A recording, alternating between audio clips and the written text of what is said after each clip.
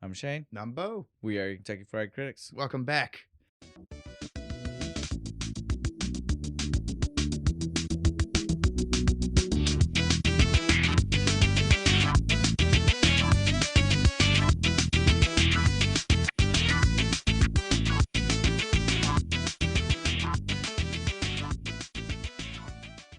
Quick, we have to hit 88 miles an hour. That's right. Here we are. We're still doing this. We got to get back to the future. Well, and again, we apologize for people that are new here because we understand how wild it is that we did 1 and now we're here at 3. Yeah. We'll look back. We did 2. We just... Time travel is more like a rug than like a string, right? It's a bunch of different wibbly wobbly, timey-wimey Doctor Who. And 2 was just at a time where we were getting close to where we knew we were ending that first season. You know, like we had a break coming up and we were kind of just like, let's do a couple of fun things, right? And that one, one was fun. We were like, talk about all 3 of them. Yeah, we said that's what we said, and we were like, so that way if we don't, well, here we are. We did. Yeah, well, we enjoy. We're gonna get in depth to it. And we enjoyed it so much that we had to keep going, right? That's really what happened. And we had this beer. Well, that's another one, right? That just fit perfect. Sometimes the beer, we saw this a while ago, probably when we did too. So again, we're talking months ago that we had seen this, and we were like, because sometimes you have to have those backup ready to go. Yeah, ones. just and this leave was a backup ready to go because we saw 2, and we were like, hey, that would work great for when we're ready to do 3. So because it's the Braxton Brewing Company's Spur American Lager. Because we're going to the Old West, baby. That's right. I love this. I love this one just for that fact. That's just cowboys and shit. It's like the perfect hybrid movie. Yes. Right? Like it's like a crazy hybrid because, you know, like it is time travel. So it's sci-fi-ish. Adjacent. This movie is, because they don't care about Don't question the rules too much. Just go with it. But it's definitely like your typical like action fantasy. Now it's action fantasy in the Wild West. Got fucking the 6-shooters, the spittoons. And it's, again, much like 2, we're just rehashing certain jokes from the first one. And so at this point now we're rehashing the jokes for a second time. But they're Old Westy this time. Well, and I say what and you it want. Makes it better. Say what you want. They're great. Yeah, they are. At no point. The only one that I don't think, the only one in it that I think isn't as good is the train model. Isn't as cool as the clock tower model in the second one. It's the only one that I'm like, that one wasn't as good, but it's still in pretty the cool. first one. Or in the first one. Timey-wimey. Fuck. And we did them out of order, so it makes it worse.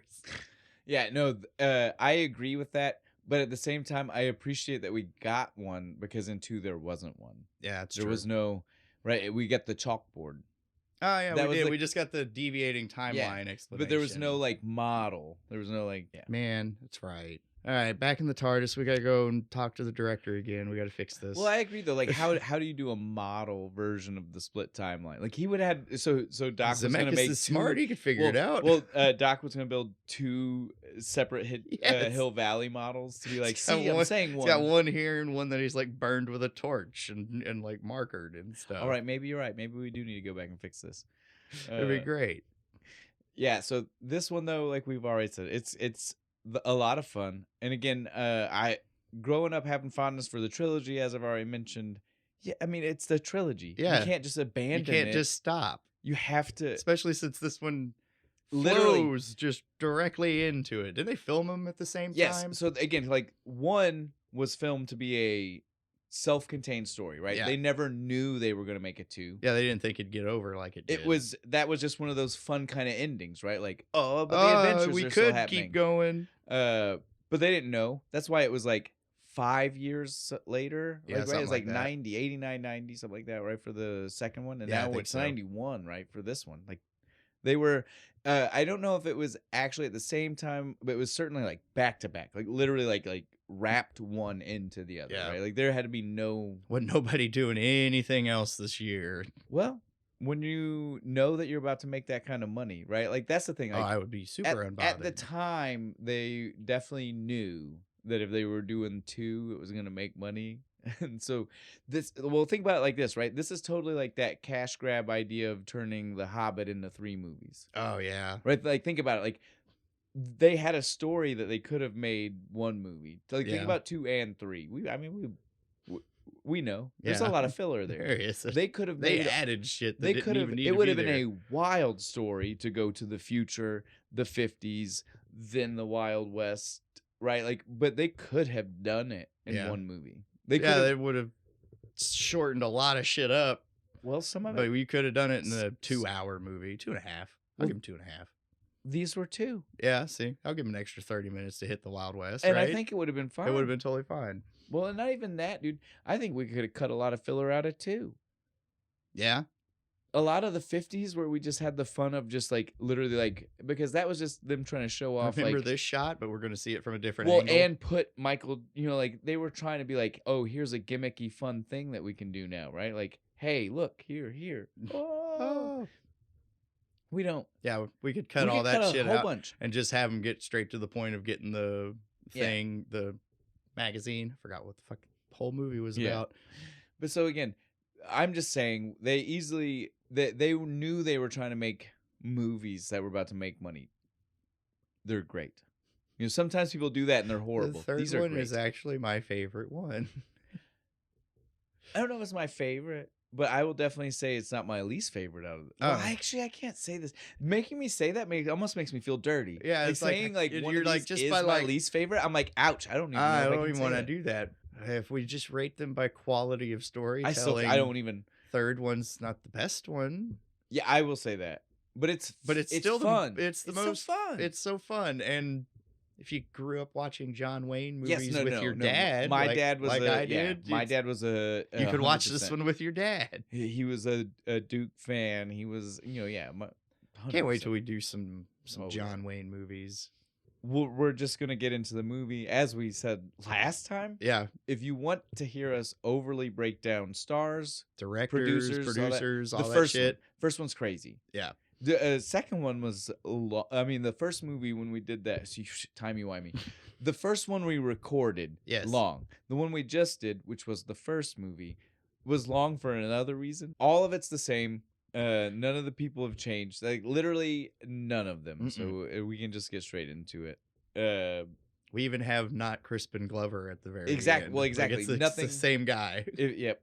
So here we are. The movie, of course, starts exactly where we need to start, which is in case you forgot how 2 ended. This is where it starts. How we got to where we're standing. Yeah. Which it's needed sometimes, especially when you're dealing with time travel, right? It's 30 seconds. Oh yeah. Yeah, it's the DeLorean leaves. Doc's like, "Yay, I did it."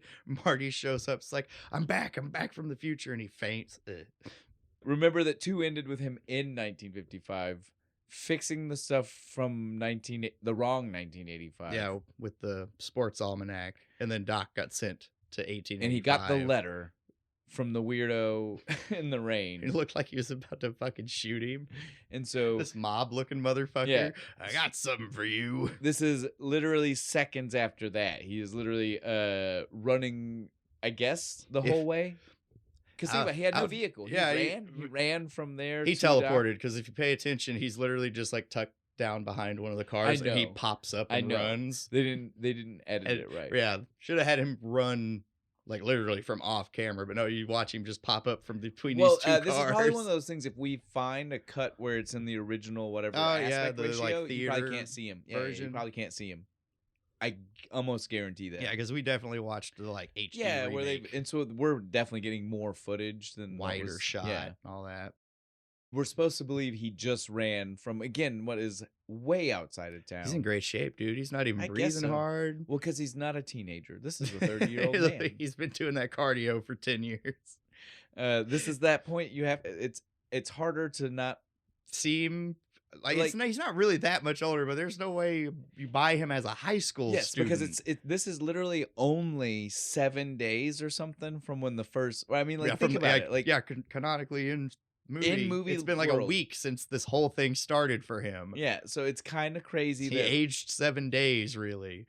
But this Marty is definitely and it's crazy. It's crazy even to say he can rent a car, because like you said, 2 and 3 were filmed so close together. But it does this Michael J. Fox looks like he aged like a bunch between 2 and 3, right? Like it's not do a shit ton of drinking and tanning and I don't know. His like little break period they got between filming. He's like, I'm gonna lay on the beach, I'm gonna get burnt, I'm just gonna drink bourbon the whole time. Well, maybe that smoke cigarettes. Aged himself 4 years when he came back. Well, and think about it, like this doc passes out when he sees Marty, and then when he wakes up, right, he's convinced that he's lying to him, like it's not real. And again, think about that.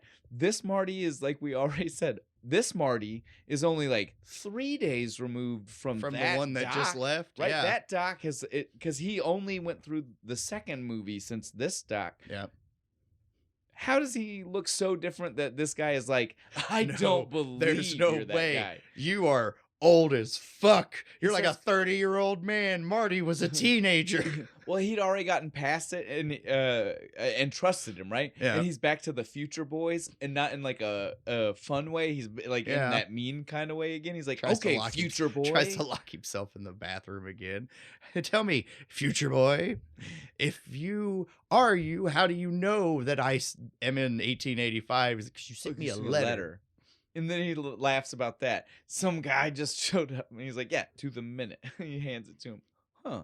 Oh. We get more of the letter than what Marty read in the second one. Yes. We get like a much more detailed explanation. And it's good. It is. We need it before he does all this. It's a lot. Yeah. He's in 1885. He's a blacksmith. He's happy. I love He's like, I'm really good at like shoeing horses and fixing wagons. How tickled 1955 Doc got when he heard it. He goes, he did become their childhood. He wanted to be like the town blacksmith. That's the way he said it. That's like the kind of excited he got. Like, right? He was just like, he did do it. I feel that. I'm a blacksmith. It's super fun. Well, and that's what it looks like when we get back there. He does seem like he's having a blast. But yeah, this totally. I'd be totally fine living in 1885. Well, that's what the letter says. The letter says, he even says, don't come find me.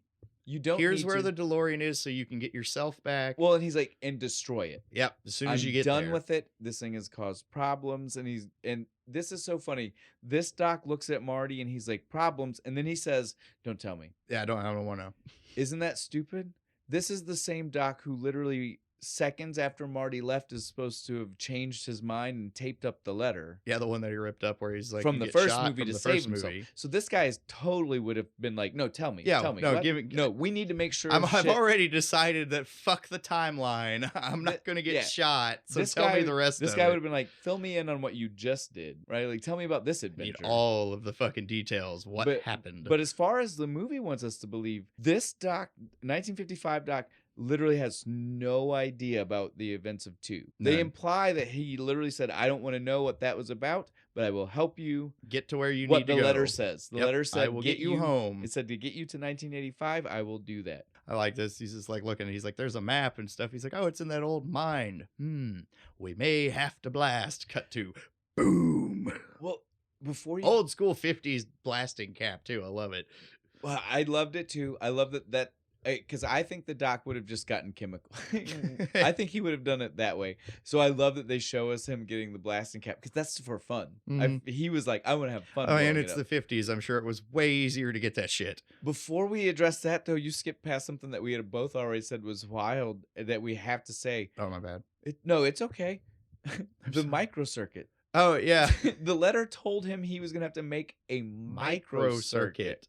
Don't worry, I gave you a schematic on how to do it with 1950s shit. No. Oh, is that right after they find it? No, it's right here. No. Oh, okay. Because he stumbles on the reading. The real one, he's looking at it. Schematic? Because we have to remember he's a teenager. He might not have finished English 101. They want us to remember, yeah. Even though he looks like he's 25. Yeah, so they blow up the gold mine. That I guess was just sealed up and fucking some dynamite and blow the whole thing open. Well, and when you see them get to the shaft that was sealed, that he was like, that's where it's hidden, right? You can still see light coming in from the tunnel. And I was like, it's like 5 feet down the tunnel. What gold miners weren't ripping that? How did he seal it in a way that it's that close and nobody bothered it? How'd he get it in there? The tunnel entrance didn't look that fucking wide. Where you like in the alcove where they cut out when they see it, it's like a tiny little circle. Like, how do you even get it in there? I love Marty gets to the DeLorean and he they start opening it up and the Doc's just like, okay. And this guy is acting like somehow he's looking at the same thing he just helped him work on. Right. How different think about it. This car is wildly different. Oh yeah. As Marty's already told him, this one flies. It's been to like, what was it? 2015. Yes, in the future. It's been as Marty nonchalantly he just threw at him. He's like, oh yeah, we got a hover conversion in like the early 2000s. He had nothing to do with that. He's only known about it for 2 days. But yeah, he's acting like it's like old hat, like, oh, hover cars, meh. Exactly. And so again, they're both digging this thing out, and this thing is wildly different than the one that he just 1955 Doc just figured out how to fix the original one, 1985 one that was technically still mostly just a car. It doesn't even have Mr. Fusion on it. It's ages away from the one that they're about to start working on. Yep. It's okay. We get us some transistors, an Apple box, and a light tubes, and we've got. And it's fine. We've got this. We've built a micro circuit. Takes up the whole hood of the fucking car. I love the appearance. I do too. This is my favorite DeLorean, the old with the big white wall tires and shit. You're almost skipping. We can't get to the car yet. Not the finished car. Not the finished car. But you're almost getting past the gravesite. We haven't even actually got it out of the tunnel yet. That's why we're even at this movie. The movie exists because of the grave. Mm-hmm. If we don't talk about the grave. I almost skipped over the whole point of the movie. I'm so excited. You almost skipped over the weird Futurama moment with the sad dog. Oh, the sad dog. Because they're getting they're winching the DeLorean out of the tunnel. Yes. And they go to get Copernicus, and he's over at a grave, and he's literally hugging it. He's got his paw up on this tombstone. Marty's like, "What's wrong, boy? What's the Doc? Doc, get over here!" There lies Emmett Brown. This was so funny how long it took Doc to notice too. Like he goes over there, he's like, it's like 6 inches from his face, and he's literally like, "What's going on? What, Marty? I don't understand. What's the problem? What's so exciting?" He's like never thought to read the grave. We have to get the flashlight shot on it. He has to pan that really dope 1950s flashlight. Is just a box with a handle. I want one. It's like the coolest kind of hand lantern. Yeah, right. It's because again, I don't want to say lantern. We have modern day lanterns. Yeah, no, this is like a hand lantern. The way you hold it, like a fucking dope thing. It's like a Mega Man light. It is. I want one. I want a Mega Man light. That's gonna be my new flashlight. Sit there and just. But yeah, he sees it and he finally freaks out and he's like, "What? We have to try to figure out more about this, right?" Shot in the back by Buford Tannen over a matter of $80. What? What kind of future is that? Doc, who's Clara? Clara Clayton. I have no idea. But then they go to do research and they don't find anything. I love the explanation for why they don't find anything. Because Buford got a bad review in the magazine, so he killed the editor. So nobody wrote anything about him anymore. Doc says, "Checks out." Yeah. All they find is the picture of Doc next to which is proof. Yeah, it's okay, so I was there. Clock, because the clock tower it's the time locked thing in this town, right? That clock tower. Well, and it's the most important thing too, right? Because it is I don't know. I guess it's not super. In any movie other than the first one, it's not too important. Yeah. Because it's not very important in the second one. No. Other than when they see it again. Yeah. Huh. It just feels like it is, though. Like it's the most important thing in the entire universe. I agree with you. I hate that I just said all of that because I was just like, you saw me. I deflated myself. That was horrible. Oh, I popped my own balloon. Because I was with you. I was like, it's the thing. Isn't that the worst? My notes definitely say that. My notes are like, it's important. This thing is important. And now I'm just like, oh, ew. It's kind of not. It's only in the first one. It's really. Only a funny reference. It's one of the funny references. Yep. It's not actually. Ouch. Ouch. I hurt myself with that. Yeah, I'm sad now. Why'd we do this to ourselves? Now we can get to the car, though. Yeah. Again, all of this was just to get to the part where both this Doc, again, because this is the Doc who just made the decision to save himself with the letter. He's full on board. He's like, yep, fuck getting shot in the back in 1885. I don't give a fuck what he says. We're going to go get me. Which is great, because, again, if this is the guy who just taped that letter back, he is, again, the guy who would say that. Yeah, he's the guy definitely would. He's already said, fuck continuity. Fuck You're saving me. You're getting me back. We're all... when you get back there, that guy trusted me to get you to the future. I trust that guy to get both of you out of the past. Yep. How's that? It'll all work out fine. Now we get to go out to the movie theater and see the car. I love this drive-in theater that they're at. Dope looking. This is where you want to go watch the John Wayne movies, right? And I love the way Marty walks out of that bathroom in these clothes. I love that he knows it's a problem. He looks like fucking Ronald Reagan from that one movie I can't think of the name of. Well, and it's like the exact same outfit. And it's just like the whole thing is a throwback to the Singing Cowboy. Yeah. Right? Like, it's because they used to wear pastels. And I was just like, what does Doc... Like, these aren't even... Those are the movies he watched. Well, that's my thing in this movie. I was like, he's a scientist of everything but history, apparently. Well, not even just that, dude. Like, real Westerns still existed at that time. Like, yeah, the Singing Cowboy style was a style. Yeah. There were others that were actually still like with the kind real of costume. Cowboys. Yeah. You could definitely. There's one near here. You're still out in fucking California. Well, again, the painting on the wall is Indians, Native Americans. I'm only saying that's what Doc says. That's what they called them. But yeah, it's Native Americans on this thing. You're gonna tell me there's no cowboy painted out here or anywhere else in this fucking theater that seems to be cowboy and Indian themed for Marty to literally like just point to right now and be like, Doc, why don't I look like that? Give me an old like cavalry fucking jacket and a hat. Oh, Marty does the Clint Eastwood name drop. It's our foreshadow to his later name decision, right? I checked the movie posters on there. I was like, is that one of Clint Eastwood's movies from like when he was like just starting? No, would have been a good joke though. So they had to ask Clint Eastwood to use his name. Oh, nice. Was he cool about it? He thought it was okay. He thought this was every part of it. He thought that's hilarious. This part where he used the bad, and the ugly reference later. Yes. So did they let him come on set and watch? I knew you would appreciate that. I wanted to make sure you knew that. Yeah. He was. Totally I like that Clint Eastwood wasn't a dick. No, hooray! He thought it was funny and he loved that they were doing it. Everybody thinks he's so mean. Clearly has a sense of humor. Yeah. So. At this point, though, we finally get to see this car drive, right? Like Doc's like got him loaded up. They put all his stuff in it. I was surprised that he let him take the hoverboard. This Doc was saying no to certain things, and I felt like that would have been a big no. I mean, the shoes were going to be a problem. He said, and hoverboard, no problem. He goes, what about your little floating board thing? It's fine. Shut up.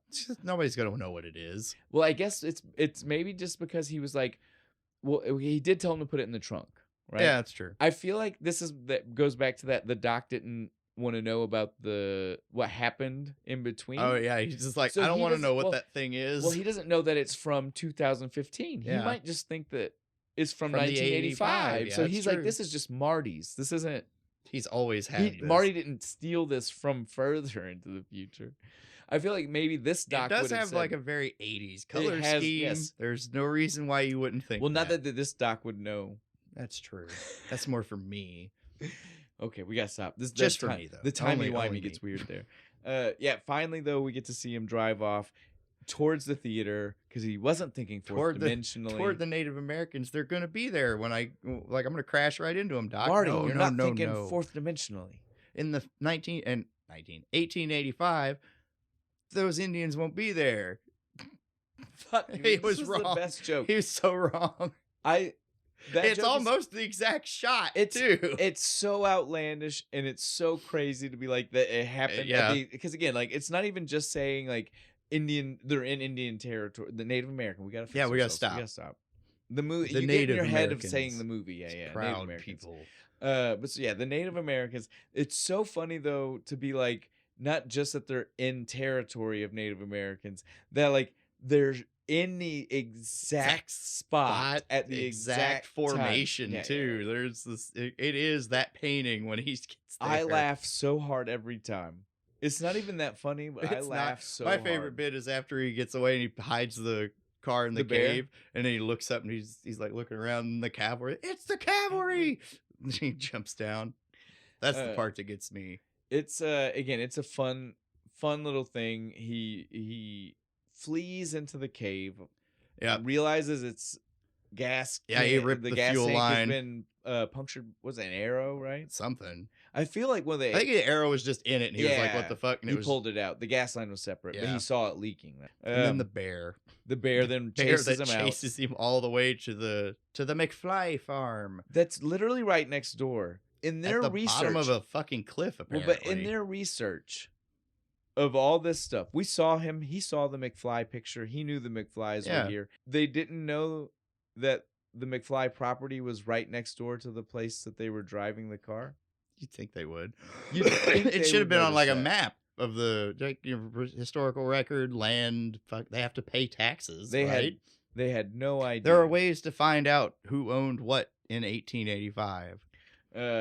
So he gets surprised, knocked out. What happens? He crashes through that fence and fucking Seamus comes up, and his first instinct is to smack the shit out of him, because that's what you do with a head injury. Hey, wake the fuck up. I love that he's just unconscious. Like Marty feels to me like he's got some kind of... He has to. Right, something like he knocks out easy. He's had like 3 concussions in like a week. Yeah, so now like just the lightest tap is just putting him out, right? Like, because this wasn't that bad. I can't believe that he fully ended up... What we get is that full like 8-hour unconscious again. Where he wakes keeps up. Having. Yeah. We get the wake up scene again, but it's all like, again, Old Westy. I have to stop us right here. This part bothers me so bad. We've skipped over some things that we wanted to have fun with. The fun car and the white wall. I have to talk about this one. We have to talk about. Well, the weird implied incest that's happening. There's not even a nicer way to say that. No. Why does Seamus look just like Marty, but his mom is still Leah Thompson? So let's break this down. Or his wife, for I guess. Yeah, well, let's break this down for everybody. Yeah, so we got Seamus, who is Marty's great grandpa. That's what we hear. Yep. Because William is his great grandpa. So great grandpa Seamus looks just like Marty. So, and they're McFlys. We know this. They say it's the McFly property. Yep, they're the first ones over from Ireland. This is just so that way we can make sure people don't even try to be like, well, maybe it is the other side of the family, which still causes problems. So they look exactly the same. Then why would his wife, who is not a McFly by blood, we hope, right, look exactly... This is my sister. Or it's even worse than what we're already trying to say for the later family. Yeah. But yeah, why would his wife look exactly like Lorraine Banks? Let's not forget, me and you just watched the first one. Yep. We are very aware. Her name is Lorraine Banks. Before she got married, she is a Banks. Of the Banks family of Crestwood. That just sounds so fancy and rich, doesn't it? So who is this woman? I don't... Maggie is what? Maggie Banks. Even if that's true, this just implies that this family just kept intermarrying. That it implies that at some point, instead of branching, this tree went straight. Yeah. Up, right? Like there's a point where the family said, "Oh no, we're just coming back. We're coming back." That explains why Marty's kids in the future all look like fucking Marty. We're getting to the end. We're getting to that Habsburg fucking level where they're all fucking inbred. True blue blood. True blue blood. Cut me and it's blue. I definitely feel like it explains some things. Oh, fuck.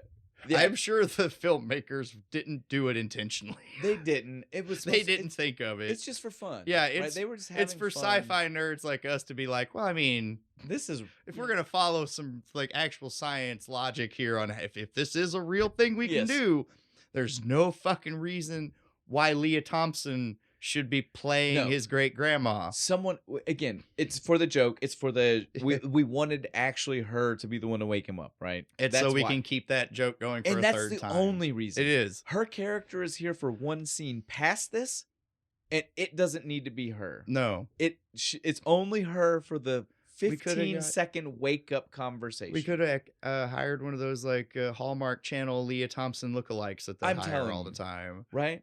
If it's good enough for like wax dummies, right? They never look exactly the same. It's good enough for right here. If it didn't have to talk, she could have been a wax dummy. Right. If they only would have done the shadow. Yeah, just prop her in the fucking corner, VO the fucking lines. We're sorry. I love you, Leah Thompson. I'm just saying. I do. I love her so much. That I'm saying she's one of my earliest crushes. We could have a lot less problematic of a movie here. The only thing that I like about it is that you got paid. Yes, that's great. That's the only thing I like but about for in-universe, I hate that. I hate it, yes.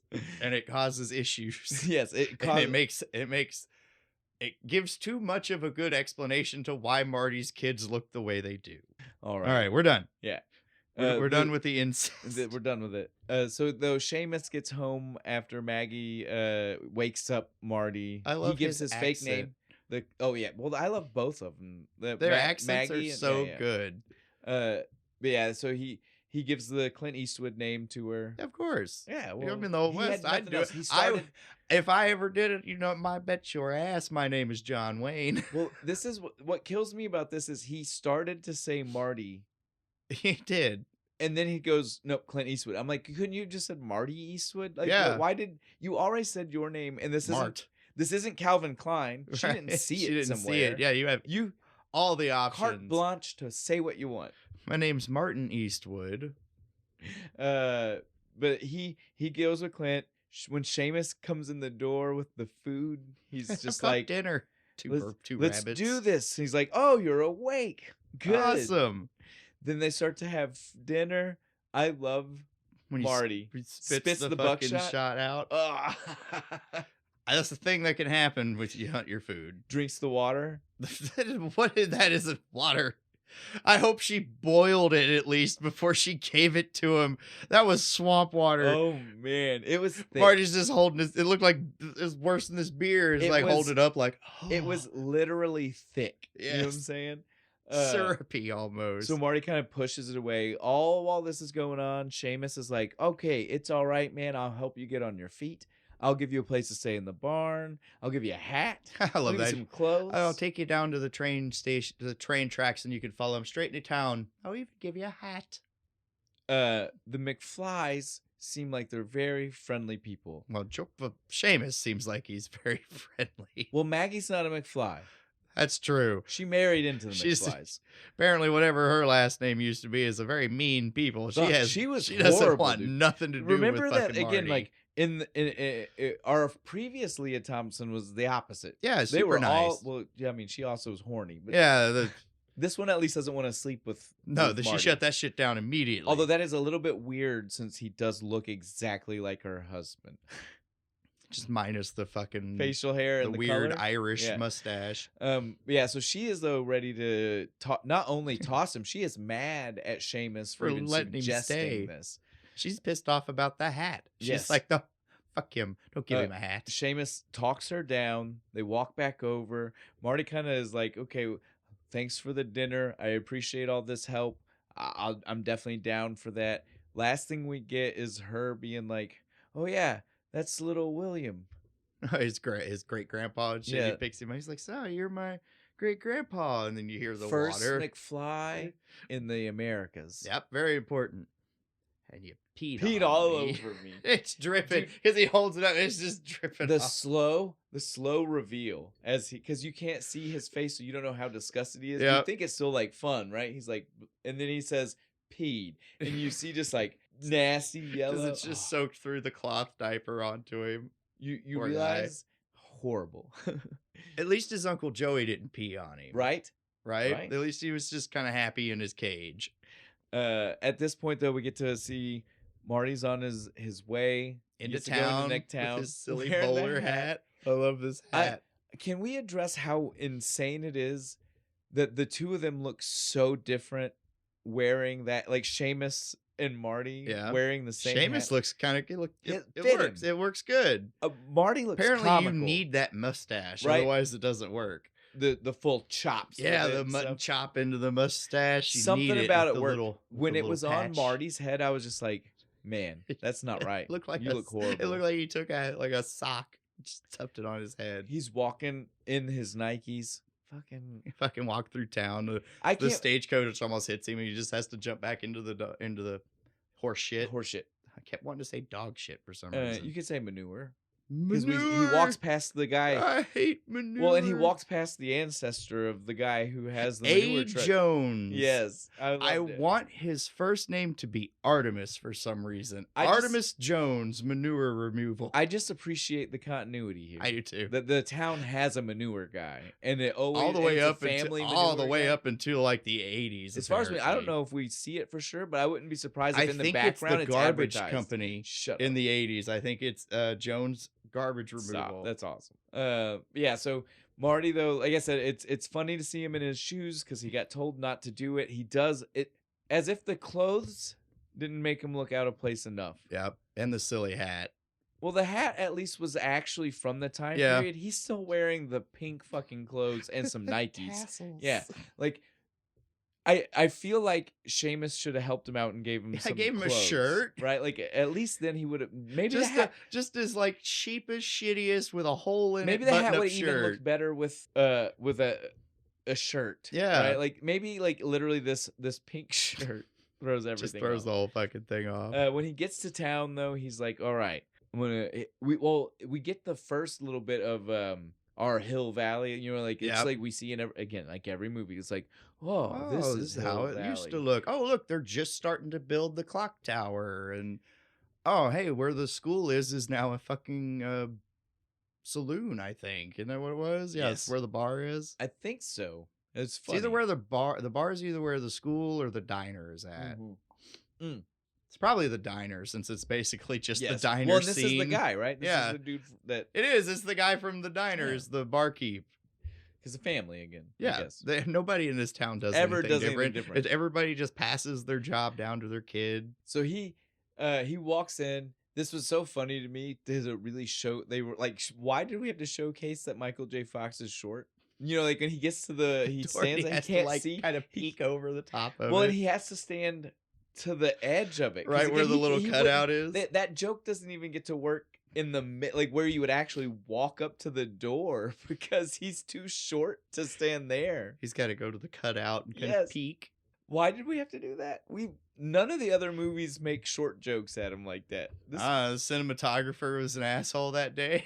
I loved wanted to bring old Michael J down. It was very funny, and he walks up to he's doing the weird Clint Eastwood walk up to the bar. It is moccasins as the guy calls them. Where'd you get them moccasins, boy? You get that shirt off of a dead Chinese. I love that dude. They're all like, that hat. Everybody, because again, the only person that wears a hat like that is fucking Seamus McFly. I love it. He gets up to the bar. Can I get some water? If you want water, go stick your head out in the trough. In here, we serve whiskey. And apparently the goddamnedest whiskey, it burned the table. Did you see that? Well, and I don't know if it was supposed to be burning or what, but yeah, no, there's vapor. There's some this weird cloud. Mist coming off of it. To me, at first, like every time I see it, I was like, are they trying to say it's cold? Because there's no way he's serving cold whiskey. Well, how would he even do that in the Old West like this? Through the table like acid. I don't know. Yeah, you want that real kick in your whiskey, you gotta add that hydrochloric acid to it. You definitely don't want to trust that whiskey. Fuck no. And then fucking Tannen walk in. We get the old timey fucking version. Fuck, dude. And again, hey McFly. Well, I told you not to come in here. This is the only time that I want to bring up one of the actors. We fucking have said this in the other ones, and it needs to be said again.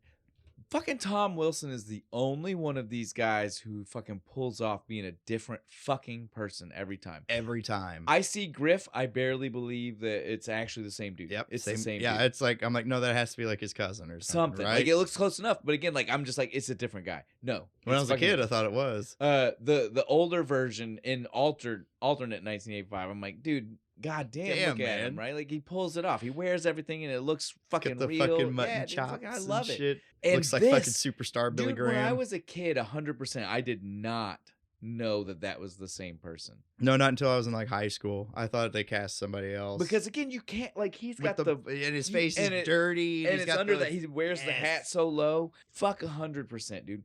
And again, he deserves all the credit for these movies. Dude. He morphs into so many different characters. Fuck, even in this movie at the end, he morphs back into Weasley timid fucking Biff. God bless Tom Wilson. Yeah, did he get any awards? He better have got a fucking award. If he didn't get an award, I'm gonna fight somebody. But so yeah, I got your back, Biff. Buford this time though. Let's get back in. My bad. Yeah, you're good. Buford. We get back in the character though, because I'll forget. Yeah, completely off topic. I loved that store. Had the parrot. Yes. But yeah, Buford comes in. He's seeing the hat. Immediately thinks it's Seamus. So we get the redo of 2. Yeah. Or 1? Or all of them? All of them. Any of them. Pick one. We get the Hey McFly. This is one of the jokes that's in all of them. He's just like, oh, wait, you're not that guy. You look like him, though. Yeah. With that stupid hat on. Exactly. He blames it only on the hat. And I'm like, we're not going to say the height. We're not going to say face, else. nose, eyes. Like, I only thought that hat. The only difference is he doesn't have red hair. But then he gets pissed off at him anyway. Right? Yeah, I forget what he even does. He just starts talking some... Again, you know how he called him Mad Dog. Because he's... Well, again, it was already bad, though. They were not doing good. No. He said something, and he goes, oh, you're Mad Dog. I hate that name. Don't ever call me that name. Which is dumb. That name is badass. It's a great name. It's way better than Buford. Well, and the henchmen fucking laughing about it the whole time. I'm like, you guys... Again, if his nickname's Mad Dog, shouldn't you guys be afraid? Like, you shouldn't be like laughing at that guy called him Mad Dog. You should be worried. Yeah, you should have been doing the shit. Not, he called you Mad Dog. No, exactly. I was like, goddamn, Buford, you're hanging out with the wrong That's a good way people. To get smacked by your boy. Like, shut the fuck up. Well, and Griff would have. Yeah, Griff would have. He would have. Griff wouldn't have taken that shit. No Billy Zane this time. I know. I was so upset, too. I was so hoping one of the fucking background dudes was going to be Billy Zane again. I was so upset. I guess he's too big at this point. Well, maybe. But remember, no, because he did do some reshoots in 2. He did in 2. But that was well after the Phantom. I was just gonna say though that in 2 though he still only did reshoots for the one guy. Yeah, he was not somebody in Griff's like the gang is always new people. I think like in the time periods. Oh, right. Future Griff's gang is because remember it's got girls. Yeah. It's a multicultural. There's the Asian guy that's in it, and it's a whole bunch of people. So that we know that it wasn't the same as the 50s people. Yeah, so yeah, they're always different. But yeah, I agree. I did want it. I wanted Billy Zane. I had the same thought. Every movie's better with Billy Zane in it. 100%. Mad Dog gives him the open invite. Come on the show, Billy Zane. Mad Dog gives him the you better dance, boy. I fucking love him doing the moonwalk. And then everybody just kind of stops. Is like he ends it on the jump, dude. The Michael Jackson, like on your toes jump. Dude, and he nailed it. He did. Way to go, Michael J. Fox, dude. Like, I don't know how much training he needed for that. And in sneakers, that's not sliding very well on that fucking floor. Way to go. But the spittoon gets catapulted, dude, all over fucking nastiest Buford. Thing in the world. Any movie I see this happen in, I'm like, I don't care if it's the bad guy. They're right for being mad. That's fucking disgusting. You ever actually had it on your hands? Not from a spittoon. It's gross. From a spittoon? Not a spittoon, but I used to clean the food stamp office with my mom way back in the day, and there was this one guy who would chew in his office and just spit it in his trash can, and I didn't know yet because it was my first time. I go to just dump the trash can, and it just goes all over my hands. I threw up into the big trash. Oh, it was so bad. You get my point. Yes, Buford is fully justified in almost killing him. Especially because that's gross. Think about it too, because like a spittoon is worse because it sits there. That thing's probably a bunch of different people, and it's been there for like weeks. It's moldy. Yeah, because they're not emptying it regular. No, did you see that bartender? They empty it when it's full. That bartender didn't look like he ever left exactly where he stood. I walk in this 1 4-foot area. That's it. Buford then though is just like he's had it. He can't believe it. He's going off. He's like, I got a plan. You better run, squirrel. We got that new courthouse being built, right? And they fucking drag him through the fucking town behind the horse.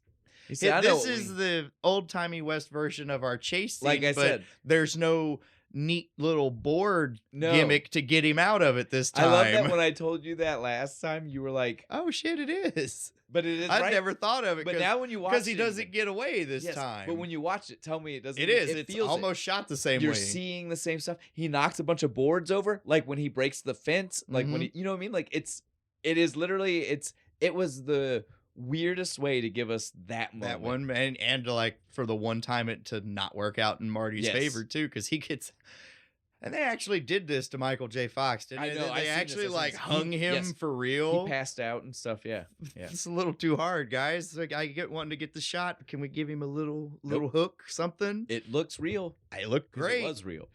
And he's just kicking away while Doc and Buford are having their little conversation. No, he shoots him down immediately. Oh, yeah. Right. He's from just when he's walking up. We see the dope rifle. That's what I was going to say. I love this rifle. It's like the most steampunk rifle ever. And what is it, like 5 feet long? Yes. Super extended barrel Winchester. Like when you see him shoot it from the POV, essentially. Yeah, you can't really tell. Over the shoulder. It wasn't POV. Yeah. But when you see that, you couldn't tell the length. But then he does put it on his hip, and it's like the size of a Barrett 50 cal. It's huge. I was like, that's so dope. I believe him. You can pick a flea off a dog's ass at 500 yards with that barrel. Yes. I believe it. It's like silver plated. This thing, not only is it like super functional, it looks sleek. Oh, cool. If you're doing like one of those steampunk video games, that gun has to show up in it. That's the sniper rifle, right? Yes. But you're right though, Marty. He wasn't still choking, but you see him in the background because he can't get the rope undone. At first, he's still sitting there like struggling with it because he's actually dead almost. Yes. He's like, "I died, you guys, help! Why are we still doing this scene? But somebody call cut." That's when Doc is having it out with Buford. Doc is such a badass in this one. He's got fucking balls of steel throughout this entire movie. Buford's like, I hate you. You owe me money. For that horse, the horse you shoed for me. He goes, that horse was perfectly fine when it left my house. And anyway, I remember you didn't pay me anyway. Right? Well, it threw a shoe, and I busted a perfectly good bottle of fine Kentucky bourbon. So you owe me Red Eye. Oh, Red Eye, my bad. It is bourbon. I just love the use of Red Eye. That fine Kentucky Red Eye. Wonder if that's still a brand. We should look. Oh. But you owe me $5 for the whiskey and $75 for the horse. He's like, if the horse threw a shoe, bring it back. I'll reshoe it. I already shot that horse. Yeah, he says you owe him the $80 though. Marty pieces it together. He goes, "Oh, that's the $80." Oh no! I like as soon as him and Marty get back together, Doc's just like, "Who the hell dressed you this way?" Well, before we get that fun piece, though, Marty was worried, right? He thought because Doc did, like you said, he's a badass. Yeah, he was being a badass, and he kind of stomps up to Marty and he says, "Marty, what did I tell you? Come back for me." And then immediately turns it. Man, come here. Miss Big you. hug. Love you. Going back to like the letter and this and our previous conversation. What the fuck is the friendship we don't know? I mean, screen time right now for all three movies. Doc has known him since he was 10, I guess. Well, I'm just saying, like, think about it for us, like, as the viewer, right? And like we said, from Marty's point of view, it's been like a week and a half, yeah? Screen time for us in that week and a half, we have seen Marty be friends with 1955 Doc more than we have seen Marty be friends Maybe with that's this what Doc. it is the Doc just remembers him being his friend. But no, because time travel's not supposed to remember. It was supposed to be different. Right. The first timeline had no time travel. He's not the Doctor. That's right. Wrong Doc. Who wins that fight? Doctor Who or Doc Brown? If it's the original Doc Brown, Doctor Who, by the time this is over and all the things he's learned, I don't know. Yeah, that's a good... When he's got the train. Yeah, so again, though, this... we don't need to get too focused, but I'm just saying, like, this is when you can really start to, if you're a sci-fi guy, you start to see some of the like unraveling of a little bit. We love this. We're not going to focus on it. Do that to it. Yeah, it's just fun. It's just fun. It's fun. Exactly. Like, I like it because it's fun to be like, this is silly. Let's poke at it a little bit.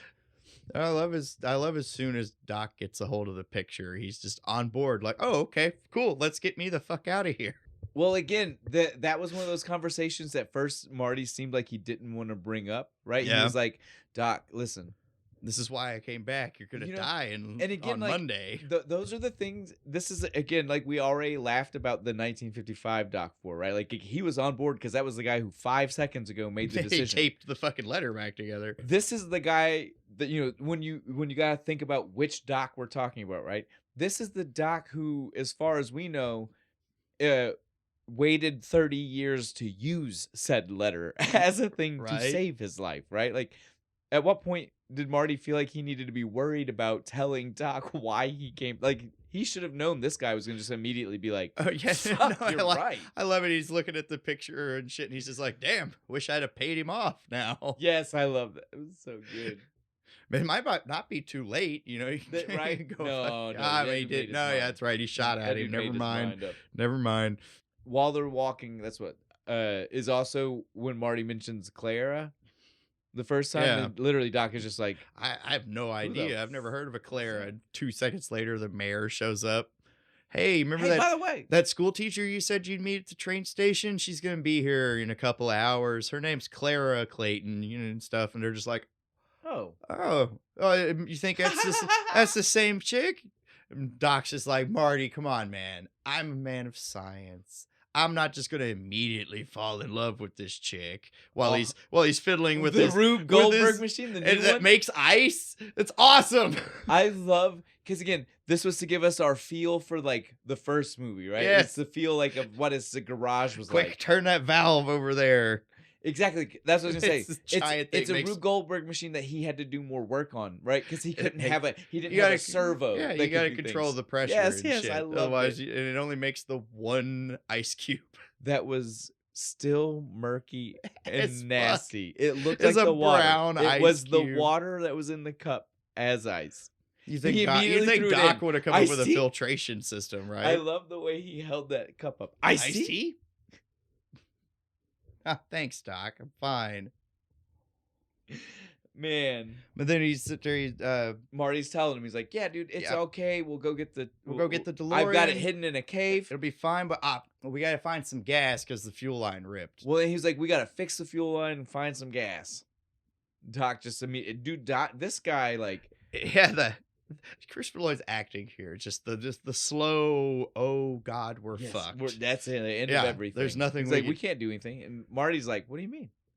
It runs on gas. The Mr. Fusion only ran the time circuits and the flux capacitor." Yeah, the engine itself runs on gas. It has this whole time, and gas won't be invented for another 30 years.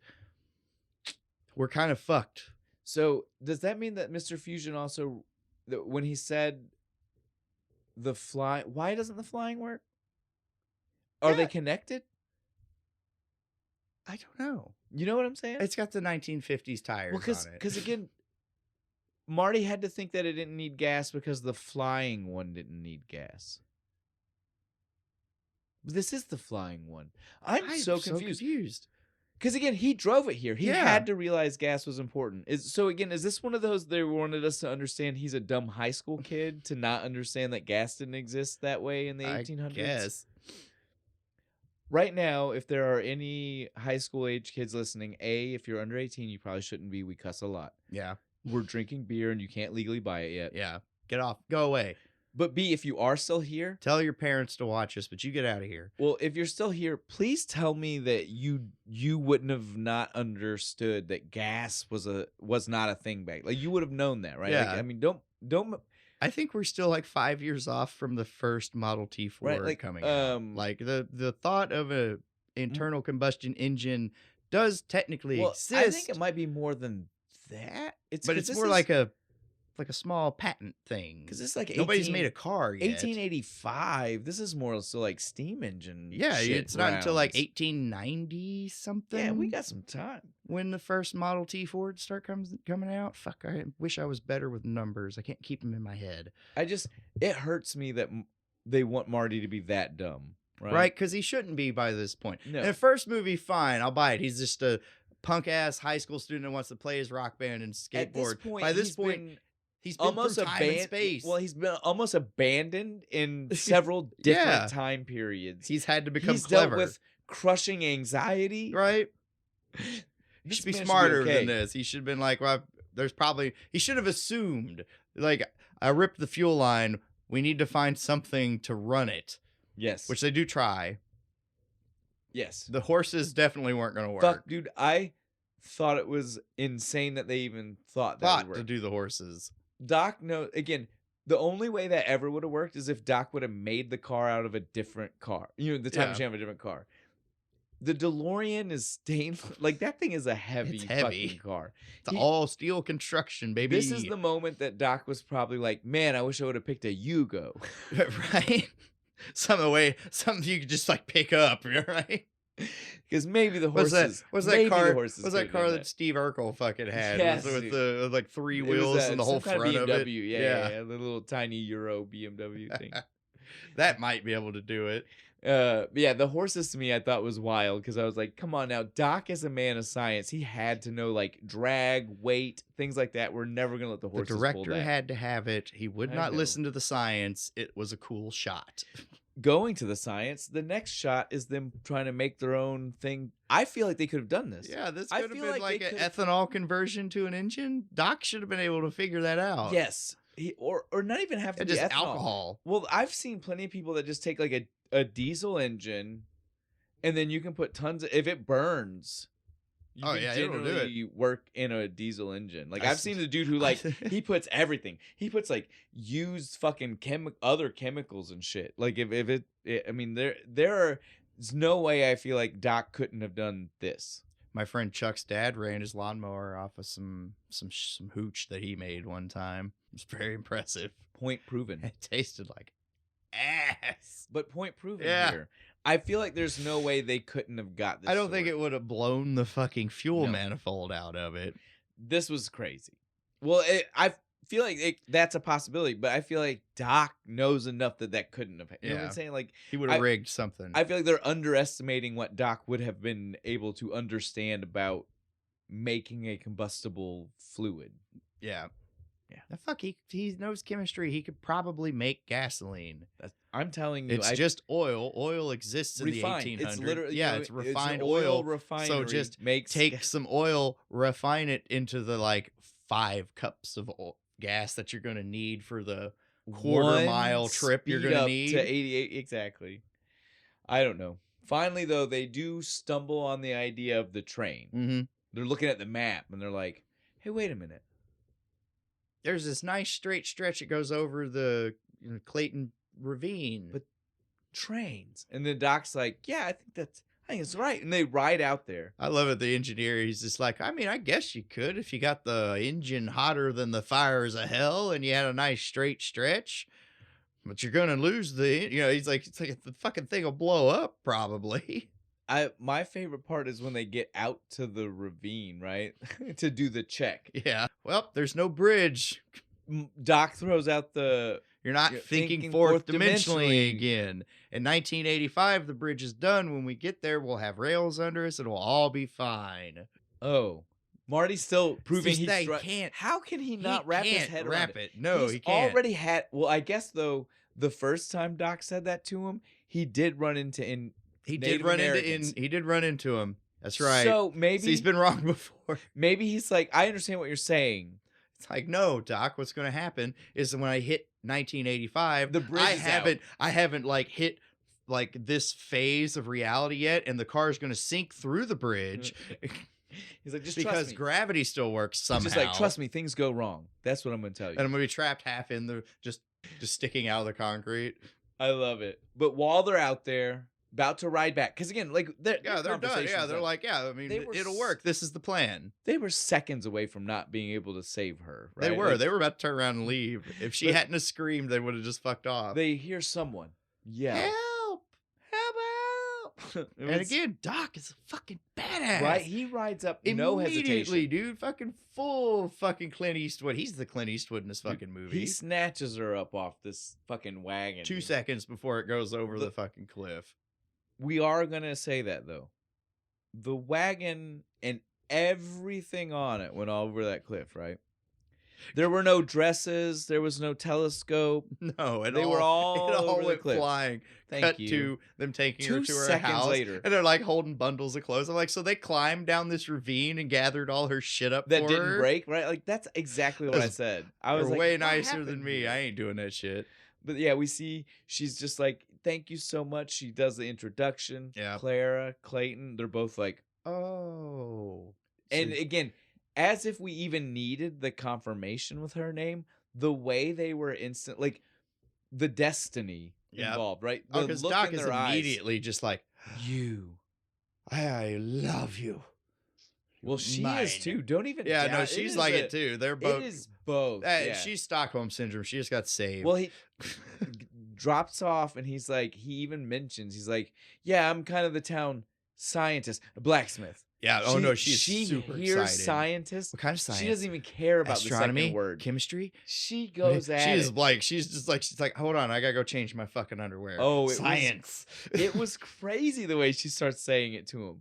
Right? Like as a kid, I was just like Mary Steenburgen, right? Yes. That's who that is. As a kid, I was like, she's such a nerd. As an adult, I was like, damn. That bitch wants him now. She heard that word. She masturbates to fucking, science magazines. It was a instant and drastic change in her. As soon as they're riding away, though, finally Marty has that revelation. Finally, dude. 10 minutes later. Well, this canyon used to be named Clayton Canyon. Now it's called Sonash. That's what I was gonna say. Like, again, we have to address, in case you weren't paying attention, guys, like, not only is it finally because he just met her and it took multiple minutes. They went and talked to the engineer, went back to the fucking lab, went out to the bridge. No, but see, that's the part I'm saying go back to. That's all when it should have happened originally. But I'm saying, like, even beyond that, it took the motherfucker 45 minutes from when he literally met the actual person. She was standing in front of him and said the name and said, I'm the teacher in town. It took 45 more minutes from that point even to be like, that bitch. Marty's a dumb fuck in this movie. No, again, they try really hard to make him seem really stupid. I agree with you though. Really, the man should have known, because the mayor said teacher. Well, and the way he says it when he remembers, right? Because he's just instantly like, we all hated teachers. We all wanted them to go over the ravine, just like dude, her. Again, this guy is a dude who's only on summer vacation from high school. It's not like he's that far away from telling that story. He just said that to the doc like 20 years ago. Me and my high school friends used to say that. No. 5 days ago. He's literally had this conversation with Lunch the day before all this shit happened. He's talking to his buddies. No way that this... I wish fucking Strickland would go over that fucking ravine. There's no way this spry 17-year-old should have this memory 25. issue. He's a 20-year-old. He aged. Time travel, nobody really knows this. If you do enough of it, will age you prematurely because your body's trying to catch up with all the years shit that's happening. But yeah, so it is absolutely crazy that it took him that. I agree with you. It's insane. It takes too fucking long. I think next is the model scene. Isn't it? The next thing is the model thing. Again, I love Doc and his models, dude. They are great. I love the models too, but this one it's a little disappointing. There was no fire or anything. It's just kind of the train pushes it off the table. You're upset because it was successful? Yes, I am upset because it was successful and nothing caught on fire. The fire was technically an accident. I hope for catastrophe at all times.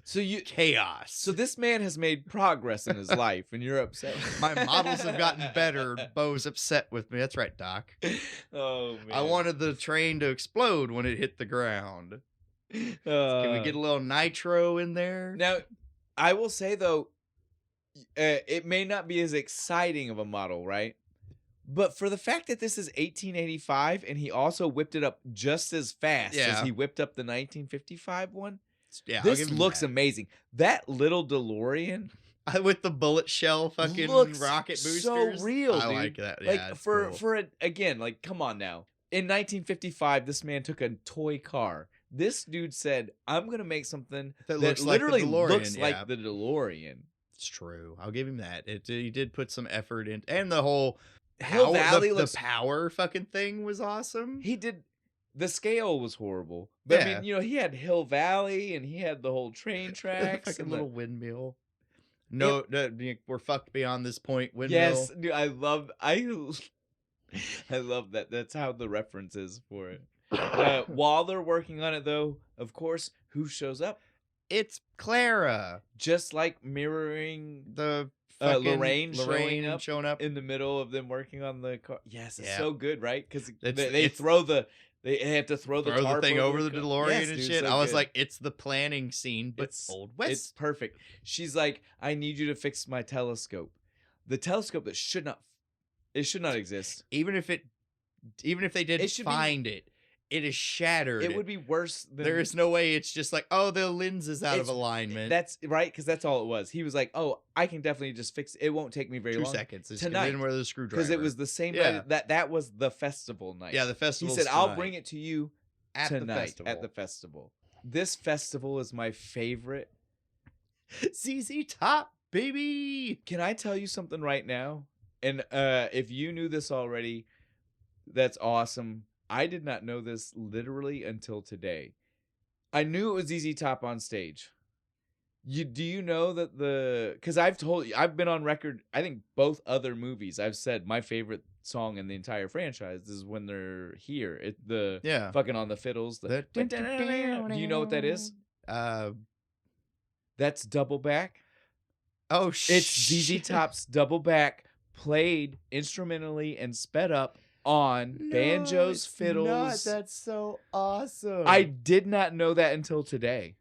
Could you think we could get away with using that song on the shorts? The sped up one we can. Awesome. Fuck yes. I'll find that because again, I love Double Back, but I also separately not knowing that they were. I never picked up on that. Not knowing that. I literally have to just address that. Yes, I love that song. Like I love Double Back, but I love this. I love the countrified version. I could do this. I mouth harp this song all the time. Like not even watching the movies. No, you think of this movie, that song pops in your head. Dude, I love it. It's like the other movies with Power of Love. Yes, dude. This is the one that pops in your head, and they spin the guitars. Literally, that's when I found out that that's what it was. That's what everybody else like all of the things on like Reddit and things. That's what people were saying. They were like, "Yeah, I can't watch this movie and not think of Double Back. Double Back should have got the same credit as Power of Love." And I'm like, really I didn't even fucking know. Is it credited? Did they even show it? Oh, somewhere. I'm pretty sure. Oh, okay. Yeah. I stop shit before the credits usually. Dude, I was blown Should be in the beginning of the goddamn movie. It was ZZ Top. Behind the scenes thing, I'll tell you. ZZ Top, obviously, they're up on stage. Something happened where filming got like slowed down for the day, and they just had to hang out for like several hours. The whole like Michael J. Fox was just like, hey, since you guys are here, do you guys mind playing this one song for me because I love that song? And they were like, yeah, I mean we're here, we can't leave, we're not going any fucking way. Might as well because so they played that song, and then for the entire time until they were able to start filming again, they literally just lit everybody around pick songs of theirs, and they played Total Request Live with ZZ Top. How dope is that, dude? That's like play legs. And fucking all countrified. Yeah, dude, could you imagine how cool that is? Where's that footage? Somebody had a camera. I love ZZ Top because they did they were always doing stuff like this. They did shit like that. They were in so many movies. They're in Bones, fucking One Bitch's Dad. Yeah, they pop into so many movies and different things. Like I love them for having such. They've had fun with themselves. Yeah, they've had such a good time, haven't they? That's what you wish more famous people were like. Yeah, would just take the piss out of themselves like that. While we're at the festival, we get to see a lot of jokes. I love that a lot of the jokes at the festival are they're not throwbacks to the other movies. They are just time travel jokes. Yeah, there's time travel jokes. Right? Most of them are just like, let's poke some fun at some things. Right? Like the Frisbee. The Frisbee, dude. It used to be a pie dish company, but somebody had the brilliant idea of throwing them. Apparently, it was Marty. Marty is definitely the one, apparently. I like the one that is a reference, the in real life Wild Gunman bit with the fucking Peacemaker. That one was good. That one was so Why good. Why did he put it in his left hand? He's like, "Hey, go ahead. I'll show you how to shoot it." And he makes him shoot it with his left hand. Here's my thing. I don't even think that Marty would have been able to pull this off at all.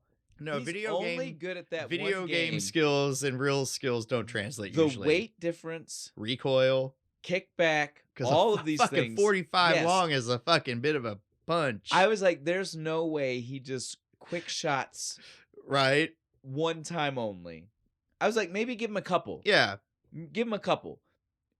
Literally, he fires one off in the air. He gets the whatever the perfect score in the game is. He's just like bing, bing, bing. I was like, no way. I love the scene, but I every time I'm like, that's not happening. The promoter guy's just like, where'd you learn to shoot like that, son? 7-Eleven. We also get the dedicating of the clock. They get their new picture. Yep. Their picture. Yep, it's both of them this time. The way it should be. It really should. Because again, we may have been wrong about how important the clock is, but it is at least important to those two. It may not be important to the movies for like the movies we want it to be, but for them it is super important. It connects everything. Yes, that's why we think it's important. Maybe because we love this by proxy, we're just like it's important to them, so we love this one, and we love. So if you love this one, that picture is like I want in my that picture. brain. I want like a framed version. You of understand? Picture. I want us to fucking recreate this picture. That would be fucking dope. We get to see Strickland's kid. Or Strickland's ancestor. Yeah, right? Marshall Strickland. I love that he is the hardest to distinguish from any other. You know, like the rest of these people. Well, I know, minus Buford, but you know that's the family. Have you ever seen like those pictures of like Wild Bill Cody from back in the day? It is the exact same. It has the hair and the big long mustache and shit. So dope looking though, right? He looks so cool. It's fucking badass, and he's a disciplined boy. You remember that word? It starts the whole fucking thing. But yeah, so he took all the guns from Buford when he showed up, right? Like it, except one. Yeah, well, again, he thought he took all. Yeah, thought he got the knife. You know, he thought he had him. Then we get back to the party.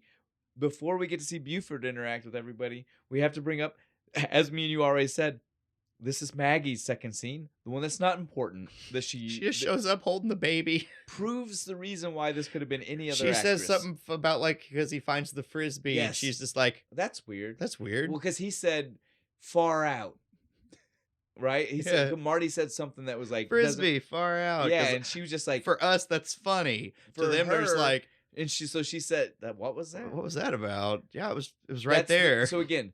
We have to bring it up because we've already said, if this is the only other time we see her, why the fuck did it have to be Leah Thompson? They could have got somebody who looked kind of like her. Some new actress who'd never worked before. Might have started her career, The second one was for one line. Yeah. It was for one gag joke. Come on now, guys. This, though, now we can get to Buford. Buford shows up. He pulls out his little Derringer. Rolls up into the back. I want one of these. Dude. I love these. These little one-shot pocket pistols from the 1800s. They're so cool. Holds it in his back. He's like, if I push this into your back far enough, nobody will even hear the shot. Claire is like, what's going on? We're dancing. She gets involved, and so Buford says, "Will you come here, woman?" Maybe I take my $80 out of her. You're just gonna have to shoot me again, Doc, being a badass. All of this balls of steel gun to his chin, still like, shoot me, fucker. Hey, Claire's a badass too. Once she finally realizes what's going on, she says, "Fuck you, buddy. I don't know if you understand who you're messing with, but I ain't that bitch." He tries to like be all molesting her and shit on the dance floor. Kicks him right in the shin. God damn, dude, it was good. Stops everything. She knew what she was doing. Yeah, she knew that no matter what he did, there's no way the rest of everybody wasn't going to know. Yeah, because he pushes her down and everything stops. Sheriff is there. Again, this still almost went wildly wrong, but she did have the right idea, right? Draw as much attention to what's happening as possible. And so she does that. Buford's pissed. He's going to shoot Doc. And he fucking pulls that gun. Marty grabs the frisbee. Pie pan. Whatever you want to call it. Discus fling. Chucks it. Knocks it out. Shoots it and fucking knocks fucking Doc's hat off. I love that part because he's just like. We can address that, right? Definitely means he would have been shot in the head. Yep. So how does this timeline work? The tombstone would have to change because he was shot in the back on the tombstone. Wouldn't it have to say shot in the head over $80? But the tombstone was supposed to be the reason Marty went back. So Marty should have been seeing the original one. So if this is when he died, Marty should know that. So was what he going to happened originally? How did he miss? How did Doc the survive first time? this? Yeah, the first time, because everything would have been the same for here. Doc was at the festival. We saw the original picture. Yep. He'd already met Clara because that's why she wasn't in the letter, but he did know who she was to be on the tombstone. Yep. Who saved him from this shot if Marty wasn't there? I don't know. So is this like a bootstrap fucking prophecy? I don't know. Where like Marty has to be there? Something is going on here that they're not addressing for sure. Circle. There's time is cyclical. There's nothing you can do. We're just doomed to relive the same patterns over and over. It's very bleak. Something is definitely happening, and I feel like I don't like that. I don't like that theory. The movie just doesn't care because it's a fun movie. Yeah, we're dorks. Pedantic assholes who are on the internet, and this is what we do. I love, though, once Marty saves everything, Buford says, well, fuck then, my problem's with you. Fuck Doc. I don't even care about this guy no more. I'm calling you out tomorrow. All right, tomorrow we're robbing that thing, Buford. Okay, then. What about Monday? We do anything Monday? No, Monday's good. You can kill him on Monday. All right, I'm calling you out on Monday at 7. Why? I like to do my killing before breakfast. 8. I like to do my killing after breakfast. It's fucking hilarious, dude. Why did that even happen? Oh. It sounded badass to him at the time. I guess it's one of those things that's like, yeah, it sounds cool. And then after you like listen to it again, you're like, Marty even kind of makes that face too. He makes that like little bit of like yeah, that's not as cool as I thought it was. It sounded like that was gonna be badass. Well, maybe it's because, like, in the 80s, that would have been in... You know what I'm saying? Like, that would have been in a movie. That would have been a line. That would have been a line. Schwarzenegger definitely would have said that. Maybe that's what it was. Like, Marty was like, oh, it doesn't fly in real life. No, it doesn't work at all. In the movies. But it works out for him because they're going to be gone by this point, right? That's the hope. That's the plan. Unless the train's late. That's the dream. Yeah, well, we'll deal with that if it happens. I just love that because Doc's just like, what if the train's late? And Marty's like, what, that's a thing? That can happen? What do you mean? You just want to be like, Marty, you're from a time where I'm sure trains are late. Yeah. Constantly. You live in California. What do you mean you have trains in your town? Come on now. Yeah, we're on date now. We're on our little date. It's sweet and cute. And she's like giving a astrology lesson. Yes. And Doc is super into it. He's just like, yes, loving this. Teach me, mommy. Even though, again, it's rudimentary to him. Yes, he should already know all that. He just likes hearing it. Oh, no. Again, no. Kudos to Doc. Doc knows what he's doing. He's a smooth operator. Much like he's been a badass, he's a smooth operator. Hell he knows what he's doing, dude. He is playing this the right way until he fucks up. Until he fucks it up. He slips up. I can't believe that this derails things as much as it does.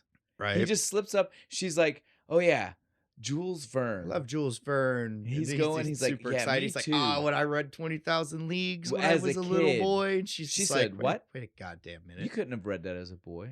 You know, it came out like 10 years ago. He's like, and he stumbles through. It made me feel like a... And she's still just like... All right, whatever. We're going to get back to our little date, I guess. Right, you can just... She's like... You see it on her face. Like, this is literally like... This was his downfall. Yeah. The one accidental statement. That one fucking thing, man. Fucked the whole thing up. But then Marty wakes up the next day. Trying to figure out. And I love this. He has his little taxi driver moment where he's in the fucking mirror playing with his gun. His fucking little long... Oh, yeah, that's right. The gun that he got given. We almost didn't say that. Oh, yeah. Buford, after setting up the fight with Buford, like, everybody in town, whether they thought he was going to win or they thought he was going to lose, they just thought he was now the coolest motherfucker around for even standing up. Yeah, it's about time somebody did it. And the fucking half of them were like, you're going to die, but that's awesome that you did. The gun guys, he's like, here's a gun because I want everybody to know that a peacemaker shot Buford Tannen. And if you die, I'm taking it back. Well, I mean, obviously. He's just gonna strip it off of his dead corpse. Yeah, so we see him playing with his little gun in the mirror. This is so funny. Talking to me? I wanted him to accidentally fire talking to me? Accidentally and just blow the mirror away? I guess the only reason we don't is because he already did the... Yeah, he already did. He's competent with firearms. Whatever, though. I wanted one more. I wanted him just to accidentally, like... Fuck! What the fuck? Oh, no. Right? If I was Zemeckis, I'd have done it. It would have been good. Let's see. Then though, after he has his little moment, right? Yeah, he goes walking through town. He's like, anybody? He's looking for Doc. we get the funny thing suit, with the Undertaker shows up with the suit. Dude. Would you want a new suit? Out of nowhere. And at first Marty's like, that's kind of nice. Yeah, but no, I'm good. And then he comes back in a minute, starts like he's like, I already said I don't want my suit. Oh, this is for your coffin. Fuck, dude. There's like 6-1 odds against you, man. Yes, dude. I love that so much because but think about it. That's how that would have worked back then. Oh yeah, definitely. Because if you're the coffin maker, if you make them, yep, and they're like that, I'd like to already have that knowledge. So you'd want to, if you could make it ahead of time, you'd want to. Less work. It's more fun to measure a live person than to have to go measure a dude. body. I absolutely love that. But yeah, so Marty though he gets to the bar, which of course is the last place he expected to find Doc. We expected him to find Doc because Doc's not a drinker. Yeah, no. Oh, he's been there all night because him and they had their fight. What's her name? Clara. They had their little fight because he's got to go. It's not even that big of a fight. She didn't believe him that he's from the future and he's got to leave. So she smacked the shit out of him too. But he's been there all night talking about the future and everybody's just laughing their ass off at him. I love the bartender. He's just like, somebody's like, how many of those whiskeys has he had? And he's like, hey, that's just the one. He just likes to hold it. Yeah, Doc finally takes his shot. And passes the fuck out because he can't hold his booze. I loved it, dude. This cracks me up every time because Marty shows up and they're like, come on, well, fuck her then. If she doesn't believe us, we'll leave. It'll all be fine. And he's like, that's right. Cheers to the future, guys. And the whole bar, and he takes it and just face plants through the fucking table. This is also the lead into the world's best wake up juice hangover cure. Oh my god, hang on. Back to the Beach was good. Yeah, that was pretty good with the Coke and shit. This is even worse. I'm trying to remember. It's like hot sauce. It's Tabasco. Pickled, he says Tabasco sauce. Pickled jalapenos. Yeah. There's like a whole jar of ginger. It's chunky and thick and red and gross looking. Well, and this is the 1800s. You know, there's a little bit of hair of the dog, right? There's some whiskey in it. We're gonna throw a little whiskey in on top, just to counteract, just to kick it up a notch. A little kerosene. That never hurt anybody. This stuff looks so crazy that I don't believe it was ever pouring through that funnel. No, there's no way. I want to know how they did that shot because it looks like it's pouring directly into Christopher Lloyd's mouth. There is no way he is actually just no-selling that. And I don't know about you, but what was it? What did they actually pour into his mouth? Tomato juice with some thickener. I hope so. Like some cornstarch and some tomato juice just to thicken it. Man, it's still gross, but as soon as it gets in his mouth, though, that bartender goes, "You give him 3 seconds." He pops up screaming. He goes and runs outside and dunks his head in the horse trough and then dies again because he's just. That is some straight Christopher Lloyd, man. That was great. I love it, man. I laugh every time I see that. When I was a kid, I distinctly remember just horse laughing at this fucking part where he pops up and goes and running. And then just passes out immediately. And it's good. The bartender's just like, oh no, that was just a reflex action. He's still going to take a few minutes to wake up. And he looks at the clock. It's like 10 minutes to 8. He's like, fuck, why do we cut these things so close? He's like, I need to be out of here. Right? Because Tannen's coming. Buford's coming. Again, as Marty even mentioned before, what happens if we're not out of town? Right? Like, what happens? It's like the train's late. This is exactly the same situation, right? Like, you're fucked. You're gonna get shot. Somebody's getting shot today. These are the problems Marty has. He doesn't think about like how his mouth gets him into fucking trouble. He learns his lesson by the end, I guess. He does. But Tannen does show up about 5 minutes till 8. And I love this. He's just like, get out here. It's not 8 o'clock yet. It's close to fucking up. He's like looking at all this. He's like, anybody got a time? Anybody? The giant clock is literally right behind on the him. Ground. On the ground. Never even looked. Look, it's a new thing, man. They're not used to that yet. Buford might not be able to tell time. Maybe the festival was the first day that it was actually running. I think it is. I think they turn it on at the festival. So I mean, he's just not used to it being there. Looking at the clock there, asking people. It doesn't matter though. He said it's time. Yep. It's time. Marty just I'm calling you out. Marty's just like, I forfeit. You win. I love the dumbfounded look. Everybody goes, can he do that? What the fuck does that mean? Is that you allowed? win without a fight. He can't do that, can he? He can't. No, you can't do that. All right. This is genius. This is the whole.